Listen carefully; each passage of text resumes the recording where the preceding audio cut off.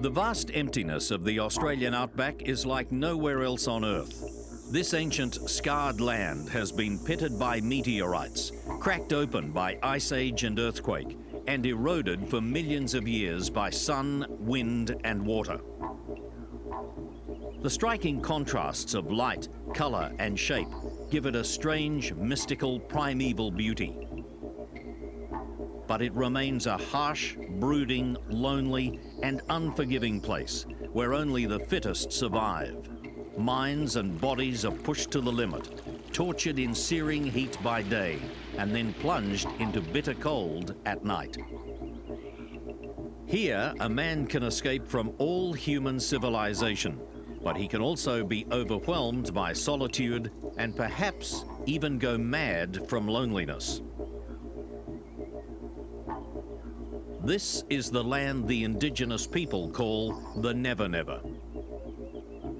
Inhabited, they say, by ancient and powerful spirits of good and evil.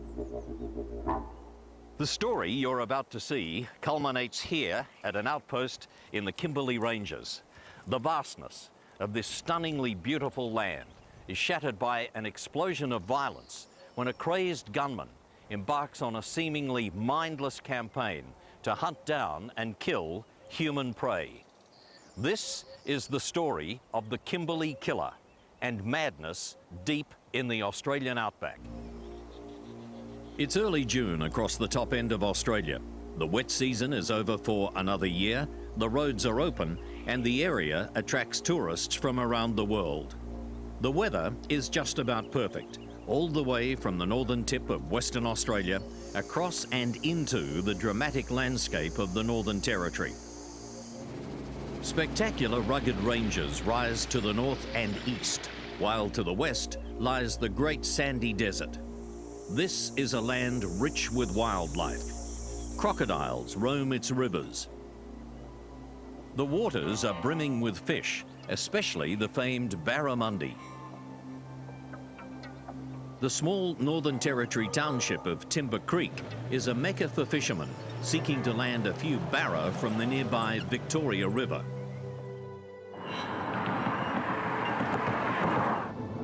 It's 1987, and 70-year-old Marcus Bullen, a former deputy mayor of Fremantle, is holidaying in the Northern Territory with his wife Winifred, their 42-year-old son Lance, and daughter-in-law Joan.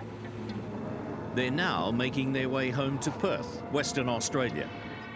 Their return journey is leisurely, and the Bullens stop frequently to camp, fish, and generally enjoy the peace and beauty of the wild and unspoiled territory. On the 8th of June, they set up a camp and fish for a few barramundi along the Victoria River, blissfully unaware that a madman will soon shatter their peace. I'll have one.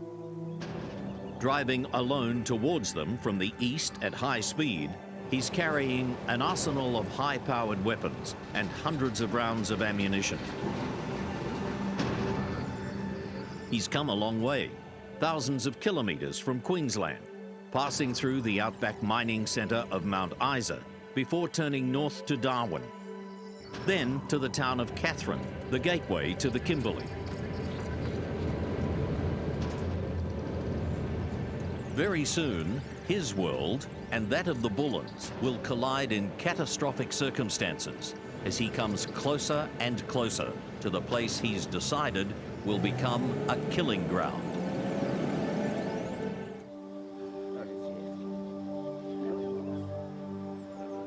Marcus Bullen, his wife Winifred, their son Lance, and their daughter-in-law Joan are holidaying together in the Australian outback. They decide to set up camp on the banks of the Victoria River in the wilds of the Northern Territory, near the town of Timber Creek.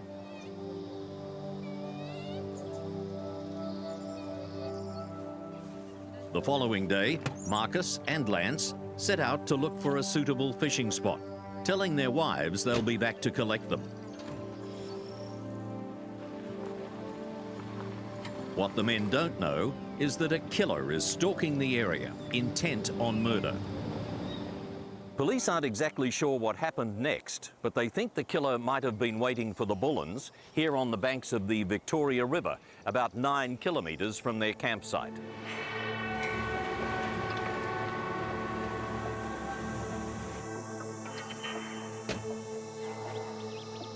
It appears that as Marcus and Lance step out of their car, they're bailed up by the gunman.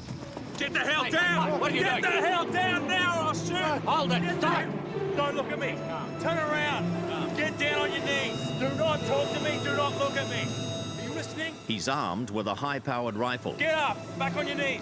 Terrified, they follow his orders to lie face down in the dirt beside their car. Then, in an act of shocking and cold-blooded brutality, the two men are summarily executed, shot in the back. They die within seconds of each other. The killer strips his victim of their clothing. This is apparently a bizarre attempt to move all traces of their identity. He then drags their naked bodies a short distance away to the high water mark in the riverbed.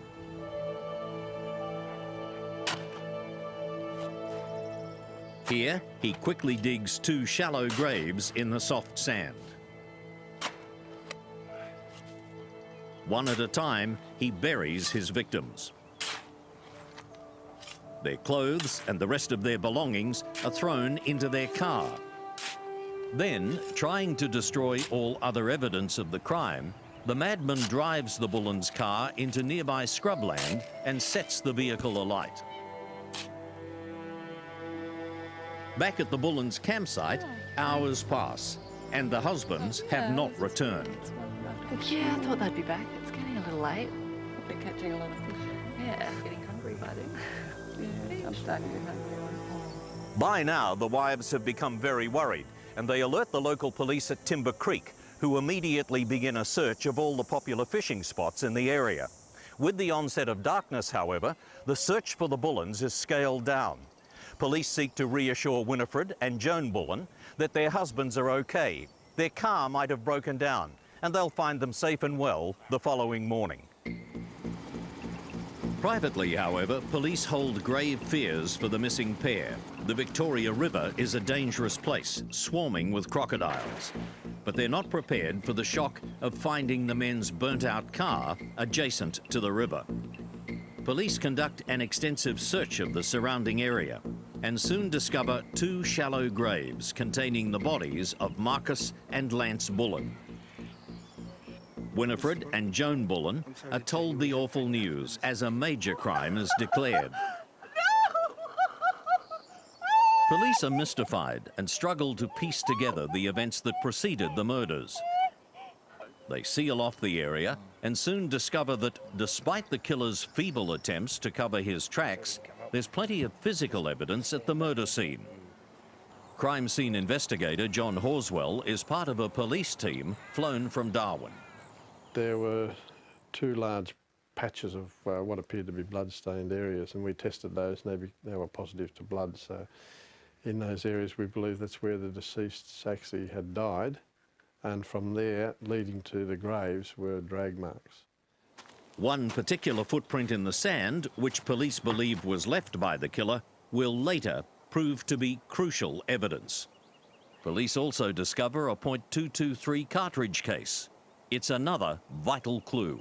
What do you think you're doing? Get down! On your knees! This guy was pretty clean. He cleaned up after him, but he missed one thing. He dropped the cartridge case out of his pocket when he was dragging the 2 deceased bodies, and he didn't realise it. The bodies of both murder victims are taken away for a post-mortem examination. Meantime, the search for the Bullen's killer intensifies, and police call in even more resources. The Bullen's murder is big news across the top end. Tourist information centres have been flooded with inquiries. Their advice is travel only during the day, travel in convoy if you can. As far south as the Pilbara region, visitors coming here have been told to reconsider their holiday plans very carefully. Police set up roadblocks around the area and bring in an Aboriginal tracker in an attempt to trace the gunman's movements. Police believe the evidence they've discovered at the murder scene holds vital clues as to how the Bullens were killed. The marks in the ground, the way the bloodstain patterns were, where the car had been parked, all of that indicated to us that they'd been laying on the ground when they were shot. Despite this, police remain baffled by the killer's motives. Was Marcus Bullen executed because of some previous event in his hometown?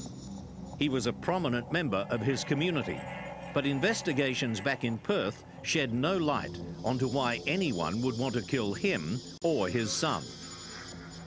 Although it appears to have been some sort of thrill killing, police are still hopeful it's an isolated event. Hands on your head, now! Go!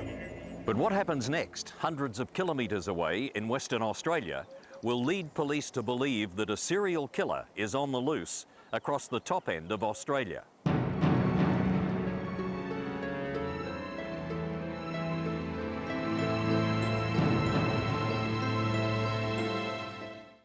Don't look at me! Don't talk to me! Turn around! Early in June 1987, Marcus Bullen and his son Lance are brutally murdered in the wilds of the Australian outback.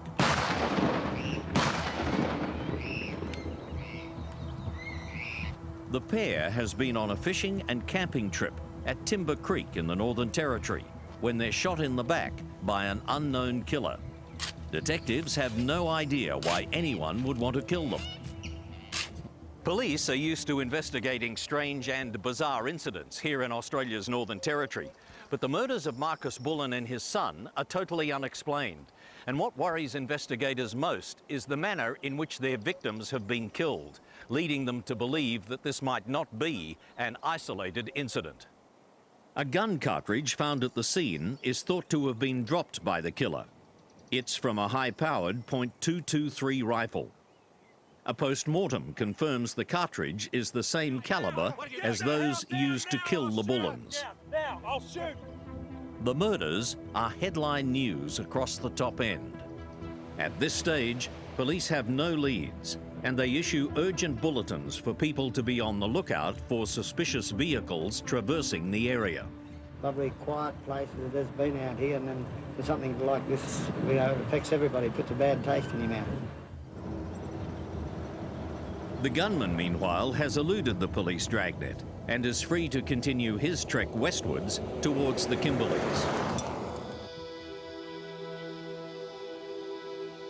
Across the border in Western Australia, 25 years old Julianne Warren, her partner, 26-year-old Philip Walkermeyer, and a friend, 36-year-old Terry Bolt, have set up a camp at an idyllic picnic spot on the banks of the Pentecost River, west of the town of Kununurra. It's a happy time for Philip and Julie. In just over a month, the couple are planning to attend a special ceremony in Kununurra to reaffirm their wedding vows with their families and friends present.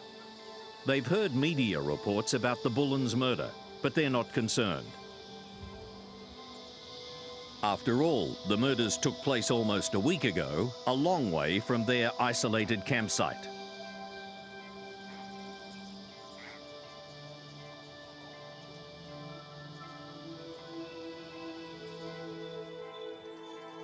Meanwhile, undetected, the killer crosses the border into Western Australia.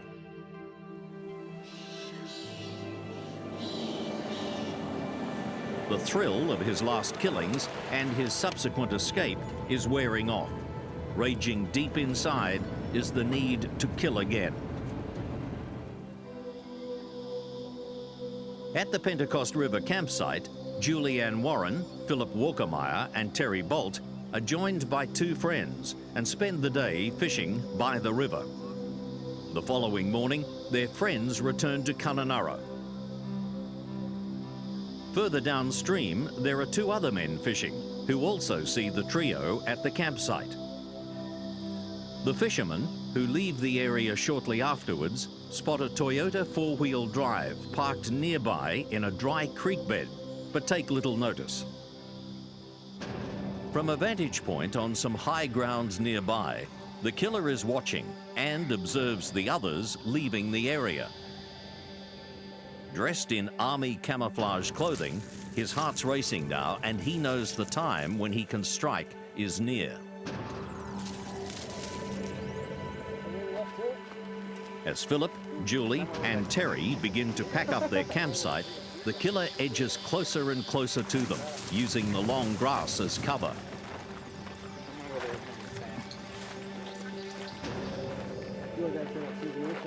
Yeah.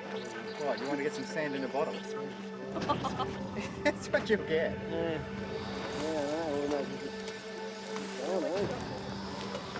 Oh, yeah. See if you can catch it. I don't want any more fish. Well, shout us all a chicken dinner when we get somewhere. Hey? He makes a final check that no one else is in the area. And then he strikes.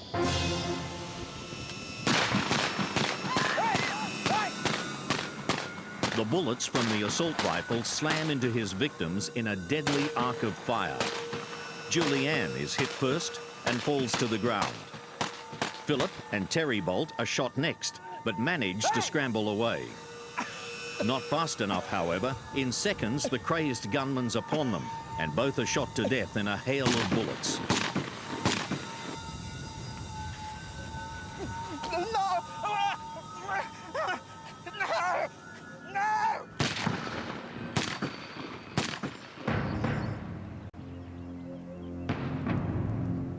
As the smoke from the gunfire clears, the killer takes a moment to savor his work.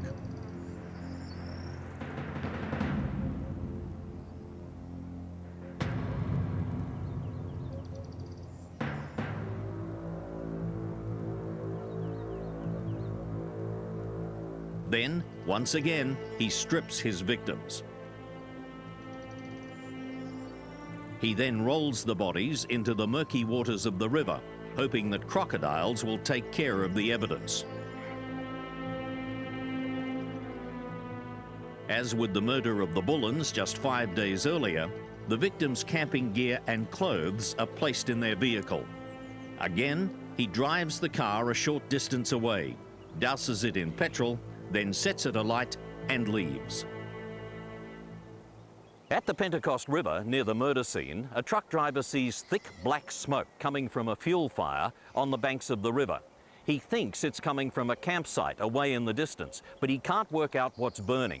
It's then that he spots a white vehicle leaving the picnic area behind him, and he moves over to let the driver pass. The truckie thinks at the time that it's all a bit odd, and he makes a mental note of the car. It's a small white Toyota four-wheel drive, similar to a 4Runner with red flashes down the side. The car has Queensland plates, and it's being driven by a small man. The truckie's observations will later prove to be crucial. When Philip, Julie and Troy fail to turn up for work the next morning, a concerned workmate drives out to the Pentecost River campsite to see what's happened. He finds the burnt-out vehicle and alerts police, who begin a search of the surrounding area. Late in the afternoon, the body of Julianne Warren is found floating face down in the water, some distance from the campsite. Police act swiftly and block all roads into and out of the area. We found a body. Meanwhile, back in Perth, here at the high security headquarters of the elite West Australian Police Tactical Response Group, a 7-man team is being rapidly assembled, gearing up for a mission to the area. The team doesn't know what to expect, so they pack for any contingency. The TRG officers have been told they'll be operating in a rural environment, and they gear up in camouflage clothing. They meticulously check the tactical radio communication and other equipment they'll need. Weapons and ammunition are also checked. They know they have to be prepared for anything. Each of the team members knows that this mission is extremely dangerous, but they're all highly trained and ready to deal with any situation. After their briefing, they leave for Perth Airport, where a chartered jet is standing by to fly them to the Kimberleys. The TRG establish their base camp at the Home Valley Station, outside of Kununurra. Inspector Bob Brown is a member of the team. The first team to arrive had gone to the crime scene, if you like, and they had discovered a further 2 bodies. Obviously they were shooting murders. We had 3 bodies, a female and 2 males. Obviously we were dealing with a crazed gunman. James O'Kenny is the owner of the local newspaper that breaks the story. This fellow's obviously, from a distance, shot them all in the back.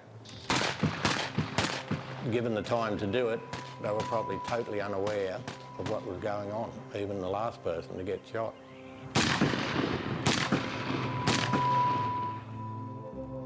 All 3 victims are well known in Kununurra. Keith Wright is a local councillor. In a small town, everything's fairly open and friendly and everybody is inherently safe in a small town. And all of a sudden, things had happened that had changed that dramatically. People felt threatened, and I guess more so the children and the mums, but I think everybody felt threatened because there was so much uncertainty. They didn't know where this person was. It could be in the house next door. All victims are naked. They've all been shot in the back, and their car and clothes have been set alight. Police come to the conclusion that the Pentecost River murders bear a striking similarity to the deaths of the Bullens across the border to the east at Timber Creek. They now begin a detailed search of the whole area. We used metal detectors and located a number of spent cartridge cases from a 5.56 weapon. We also located footprints in mud, which were to become very important during the investigative phase. The Pentecost River murders send police in the Northern Territory and Western Australia into overdrive. It's clear they're linked and that a serial killer is at large. The gunman has a 24-hour start on them, and police have no idea where or when he will strike next. By now, the murders are national news, and media crews descend on the area. The population, the community, a close-knit community, was fairly traumatised already, and then to have this invasion of the media from down south, a very inquisitive, almost abrasive impact of the media, stopping people in the street saying, and thrusting a microphone in their face saying, "What do you think of this? Has this affected you?" And obviously it was affecting an awful lot of people. However, police realise the media attention will be crucial in alerting the public to the danger they face. They issue urgent bulletins on radio and TV, warning people to be on guard and to report any suspicious activity. As word spread, people went to caravan parks, hotels, and there was virtually nobody on the roads. Roadblocks are in place across the Kimberley. Motorists are stopped by police and warned not to travel into the area. Over the next several days at Home Valley Station, plans were put in place to search outlying station homesteads, abandoned buildings. One tactic the group used was to put an aircraft in the air and search for dust plumes. By dust plume, I mean the dust put up by a vehicle travelling on a gravel road. As I said, most people were aware and most people had gone to caravan parks. The whole community was terrified. At the time, Diana Oliver runs the local ammunition store. We had a 12-gauge shotgun on the kitchen table with ammunition where we knew where to get it quickly, and Ian taught Annabelle and myself how to shoot to kill. This fella was not like some of the people we'd had running around with guns threatening to shoot people before. This fellow was a sniper type person who hid in the bushes and shot you in the back and things like this, and that's pretty disturbing for everyone, the police, ourselves, anyone who had to move around to Kimberley at the time. There's a very real fear that the unknown killer could strike again and at any time. Back at the Pentecost River site, police find firm evidence that links the murders there with the shooting of the Bullens across the border. Detective Alan Bickford is brought in to oversee the police investigation at the murder scene. The same boot print was found at the Victoria River scene. And so we were very eager to preserve all that footprint evidence. Now convinced they're dealing with a thrill killer, detectives begin making urgent inquiries with police agencies Australia-wide. In South Australia, police there, fearing the killer might be looking for a new hunting ground, set up more roadblocks along the border. Meanwhile, back at the Pentecost River site, northwest of Kununurra, police get their first lead. Investigators receive word of the fuel fire, seen earlier by the truck driver, and his sighting of a Toyota 4Runner. The fire had been the victim's car.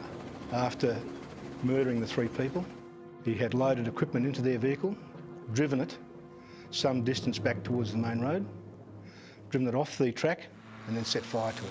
That was the fire that the truck driver had seen.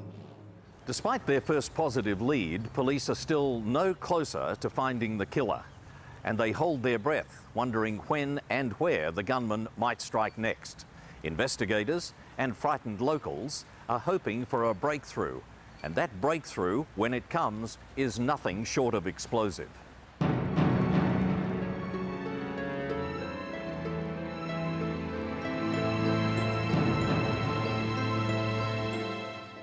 You look at the ground!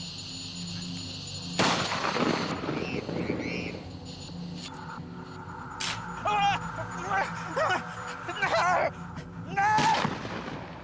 5 innocent tourists have been murdered in separate locations, hundreds of kilometres apart, in the remote outback of Western Australia and the Northern Territory. Police have few clues and are well aware they're in a race against time. They're desperate to locate the driver of the white Toyota 4Runner seen by a truck driver at the Pentecost River crossing. The frightening part that everybody felt was the fact that to go from Timber Creek to the Pentecost, there was only one way. That person had to go through Kununurra. So they'd stopped at petrol stations. They'd stopped and probably had a hamburger. They'd stopped and probably chatted to somebody in a store. And this was the frightening part. It just seemed as if he wanted to kill as many people as possible and then go himself, either die shooting it out with the police or whoever, or shoot himself. I think everyone knew he was a desperado, and it was frightening for many people. The awesome inaccessibility of this terrain underscores the magnitude of the police task. There's been plenty of rain here, so the waterholes are full, and police admit with a few provisions, the gunman could hole up in these hills for weeks.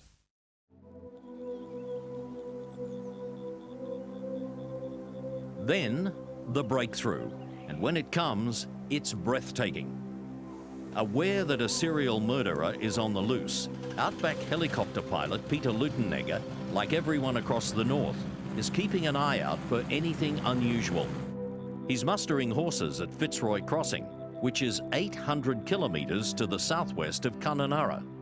Not long after I'd started mustering, I noticed ahead of the area we were working there was something unusual in the bush. In any case, whether we were looking for a mad killer or anything, if there's something unusual, particularly when I was doing something for the love of it, so time wasn't really the essence. I'll go and have a look and see what this is.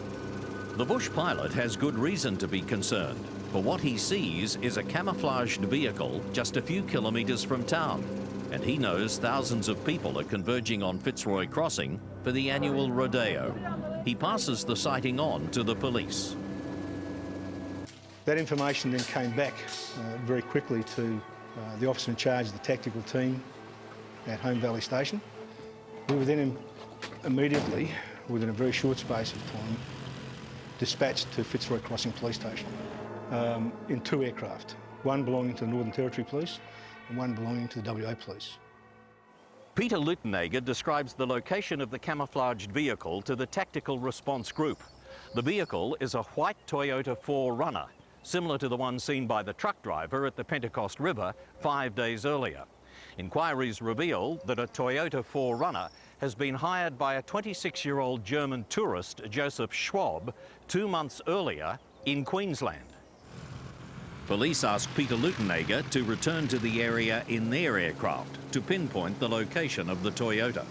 They circulated over the top of that, the incident site, and they were able to identify an object, not immediately identified as a vehicle, but a camouflaged object that appeared to be a vehicle. They then returned to Fitzroy Crossing Police Station, and the team gathered once again, and a plan was developed. Having established the rules of engagement, police decide to move in.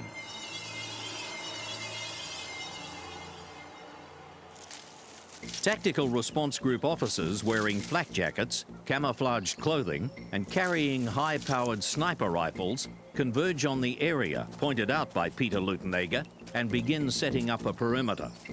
It's a very difficult situation in which the police must develop tactics that ensure their own safety, yet somehow not threaten the life of what could be just an innocent camper.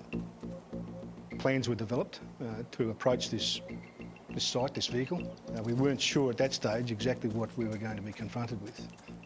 It could have been an innocent tourist camping beside adjacent to a dam. However, worst case scenario, we had developed some plans.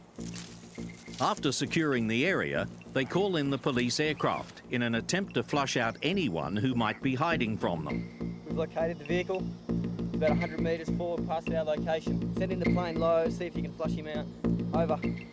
But what happens next is not what the officers expect. We then proceeded towards this vehicle, and after we'd identified the vehicles about 3 kilometres in. After about 1.5 kilometres, we started to hear rifle fire, which was a concern and focused us very much on the task ahead. We had a police aircraft overhead, and that was providing us with some direction via radio communication. They were overflying the site. As it turns out, this individual was firing at the police aircraft.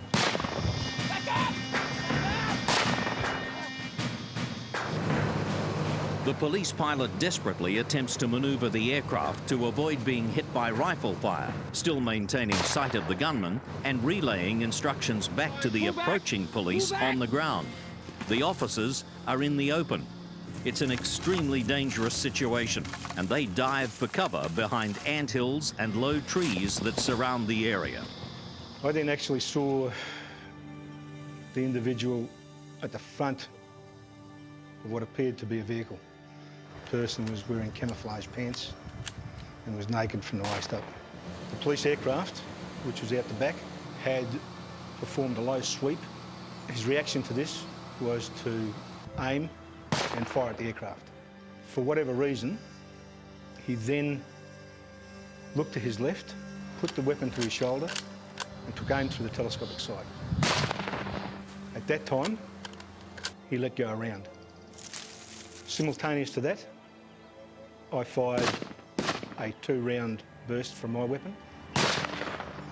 The OIC of TRG, of that particular squad, called on him to stop firing, identified ourselves as police, and said that 2 or 3 times. It's now that all hell breaks loose as the madman turns towards the shouting and opens fire on police. It was then that the instruction, according to our orders, was given to open fire. The OIC called, he's shooting at us, open fire.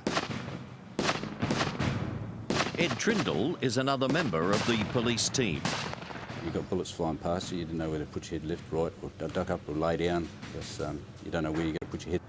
Police then use a surprise tactic. They begin firing grenades made up of a combination of tear gas and fireworks. Pyrotechnic tear gas was designed to disorientate him, flush him out of his vehicle. It also had the effect of setting fire to the countryside. It was a pretty spectacular sight at that stage, with tear gas being fired in from specific weapons and this individual being engaged. The gunman also has set up a series of ammunition stores around the perimeter of his camp. It's clear he's prepared himself for a last-stand shootout with police. But his plan dissolves into confusion when the stockpiled ammunition begins to explode as it's enveloped by the spreading fire from the police grenades. Suddenly, the stock of the gunman's .308 rifle is shattered by the impact of a police bullet. His left thumb is severed by the bullet. Despite that, this individual went around, reached back into his vehicle and took out another weapon, probably more deadly. It's a Ruger Mini 14, .556 semi-automatic weapon with, I believe, either a 20 or 30 round magazine. Very capable of being fired with one hand. The fire had significantly taken hold. All members of the team were now placing in covering fire, and he was very earnestly firing back at us. So far, none of the police assault team has been hit, but one officer, Ed Trindle, has a very close call. Yeah, I got the rounds through the sleeve. Just went in behind the shell dressing, had a shell dressing in our sleeves, on our shoulders, and went in behind that. And yeah, it was very close. It was I tucked in behind a sandhill, anthill I should say, and top of that went off, and we didn't realise I'd been hit with a round until later on someone pointed it out. But must go and buy a lotto ticket.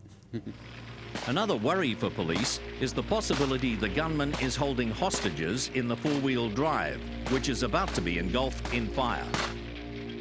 In an act of incredible bravery, Bob Brown, under his colleagues' covering gunfire, runs through the smoke and flames to the Toyota. The flames were starting to engulf the vehicle. I then got into the car through the passenger side, felt across and realised the keys were in the ignition. I put it in neutral and started the engine. Covered by my other two team members, I was then able to move across the vehicle, dumping my belt order as I did, engage gear and drive it out through the flames. There's no one else in the car. However, Bob Brown's action saves vital forensic evidence from being consumed by the fire. Just then, the armed man is seen running through the smoke and flames, still firing at police as he goes. One of the most vivid memories I have at this stage is the aircraft came back and were lying out the front with other team members spread off to our left. But the aircraft came along, and as it came across, you hear the clack, clack, clack of the left wingtip striking trees. Suddenly, the shooting stops, but there's no sign of the gunman. Police, still stunned by what has happened, regroup and begin a cautious search of the area, which is still shrouded in smoke and thick with the acrid smell of gunfire. Then, the police pilot spots something from the air. The aircraft pilot and observer indicated that they had seen a person out the front of our group. He was lying face down. When police close in, they discover the gunman's body. He's been shot in the chest. He had sustained 2 bullet injuries from projectiles, one through the chest and the left thumb. He also received a shrapnel wound, I believe, to his buttocks. But it was obvious to us that he was dead. Meanwhile, back at Fitzroy Crossing, Peter Lutenegger is at the rodeo grounds when police arrive to tell him a man has been shot. At this stage, it's not clear he's dead. One of the police aides came down and got me and said, the person has been shot. Well, I don't think he said who had been shot. Someone has been shot, and we need you to fly the doctor out there. However, it's soon established that the doctor is not needed urgently. The gunman is dead, and it's obvious the man they've shot is the Kimberley killer. Dead? But who is he, and what was it that tipped him over the edge?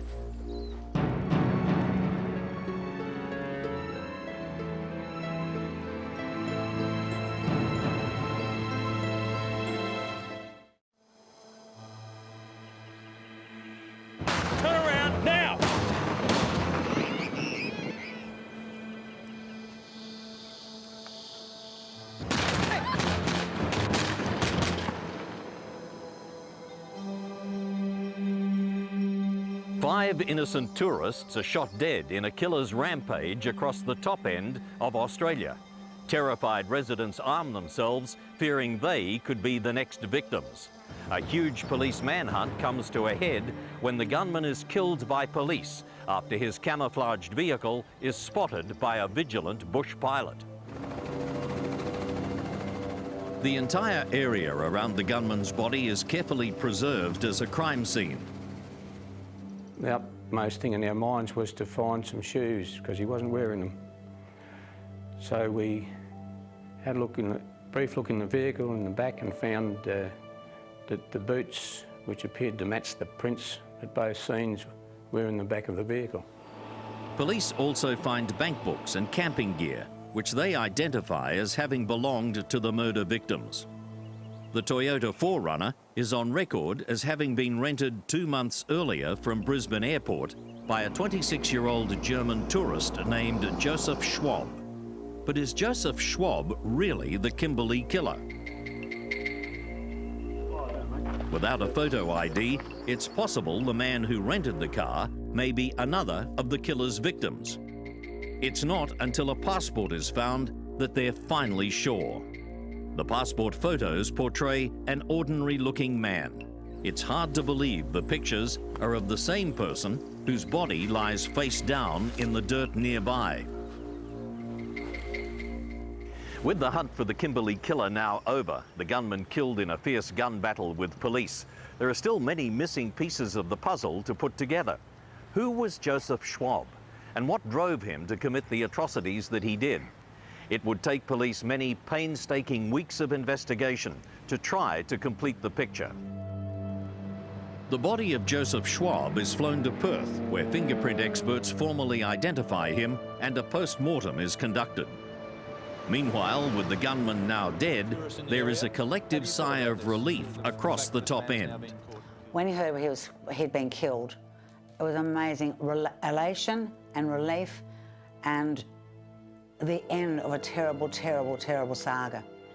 At Fitzroy Crossing, Peter Leutenegger is uncomfortable with his new status as hero of the manhunt.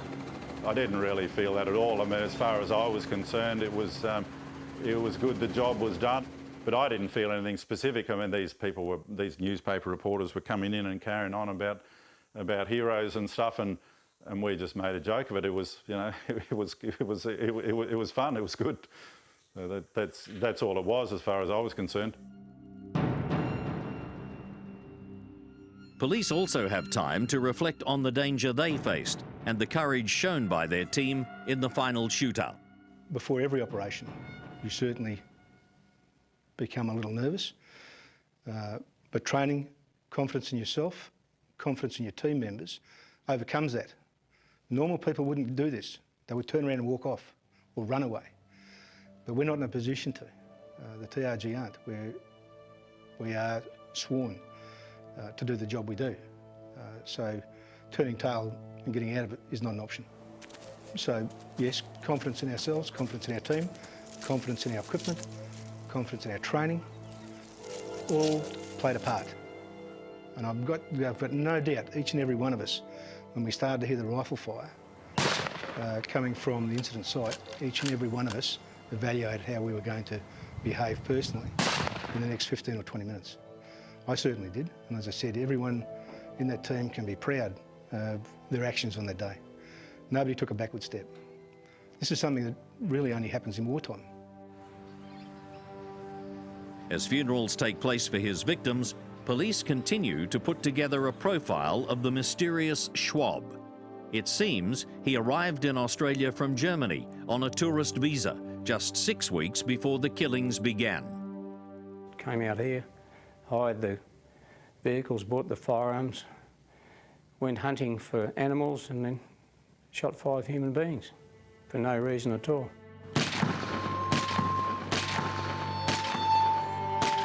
However, they can't establish whether the killing spree was planned or if there was some point somewhere in the wilds of the Australian outback when something took hold of his mind. Like other mass murderers before him, they find there is no discernible turning point. A quiet man one day becomes a raging killer the next. his background just didn't show up, that this person who was always described as a reasonably quiet person who did mix and was just a normal guy. So what made him snap and suddenly decide to shoot people instead of buffalo and donkeys and things? Your guess is as good as mine. Tragically, somebody was killed.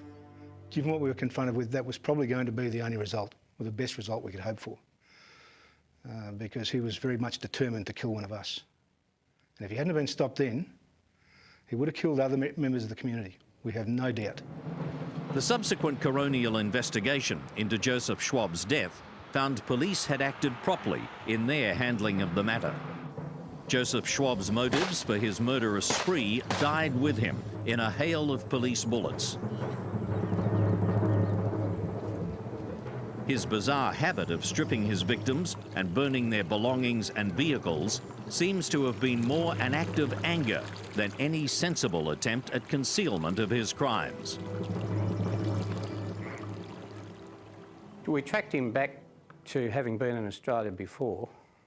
He's, through Interpol and the German consul, we found that he had lived in South Australia where he had possessed firearms there. He used to go pig shooting and all that type of thing, so he was into firearms. And I think he was in a gun club in Germany before that. Anyway, he went back to Germany and he became a security guard there, wearing a pistol on his belt and all that sort of thing.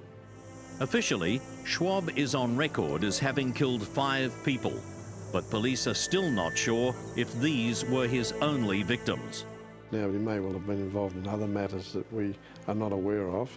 Of course, we did other inquiries throughout the country looking at missing persons, looking at campsites where we know that he's travelled. Whilst we can't rule anything in, we can't rule anything out either, so it's a little bit of a suspicion hanging over whether he's involved in anything else. We may never be sure if those missing persons were also the madman's victims. It's part of the mystery of the Kimberley killer. For the people of Australia's top end, Joseph Schwab's reign of terror ended in 1987. But for the relatives of his victims, the pain of his murderous rampage will last forever. No!